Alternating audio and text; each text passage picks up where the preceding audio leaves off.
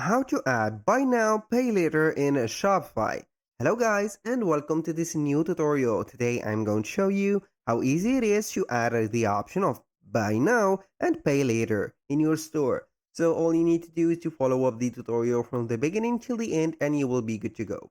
To add this feature, you are going to need an integration for the payment method. And this integration is called Shop Pay. So how we can add this feature, you're going simply to head over shopify.com, then you need only to sign up for your account. After that, you are going to head over the settings or the gear icon here at the bottom. So now we are going to see here the settings, the general settings and etc. Now all we need to do is to head over the payments.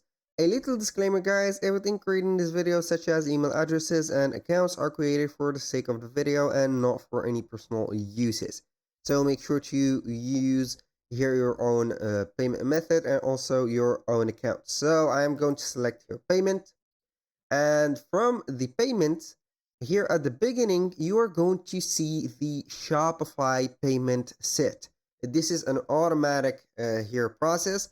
But in my case, such different payment method doesn't exist for my case because of my region of payment. So you're going to click on choose provider and you can see at the top here Shopify payment. Enable Shopify payment and the Shop Pay would be existing within this payment method, and not all of these like here.